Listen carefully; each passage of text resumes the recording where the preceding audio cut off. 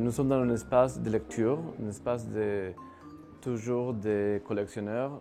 C'est presque toujours notre contexte, c'est l'art contemporain. On s'imaginait un espace dans le futur, on a une ambiance privée, il y a des pièces du 18e, on a des pièces que nous on a dessinées, c'est les univers qui se croisent et l'idée c'est de personnaliser un espace, de montrer les espaces d'une façon anti-académique. Je ne voudrais pas dire qu'il a une pièce plus importante, mais il a une pièce que j'ai dessinée spécialement pour cet espace, qui c'est le fauteuil.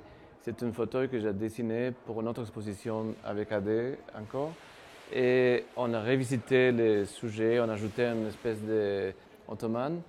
Et il a une histoire derrière qui se croise avec beaucoup d'histoires. Ma arrière-grand-mère, elle a fait de la tapisserie. Et je t'ai laissé avec elle plusieurs heures et j'étais toujours derrière le tapis.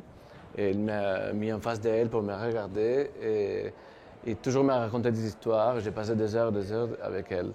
Et j'ai toujours vu le tapis de derrière.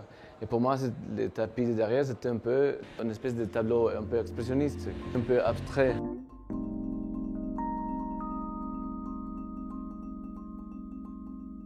Les matériaux de l'avenir, c'est pas les bronzes, c'est pas les bois, c'est pas les tons, les bronzes et les marbre. Je crois que c'est les verres. Dans les verres, on va trouver des écrans, il va être tellement développé que tout va être dedans. Et c'est pour ça qu'on a dessiné une espèce en forme hyper simple. Je veux que les espaces fonctionnent comme un espace qui en fonctionne. Il y a des personnes qui voient un espace très féminin. Et il y a des gens qui veulent des espaces très masculins. Je crois que dans mes espaces, il y a tout ça. Il y a des éléments très féminins, des éléments très masculins.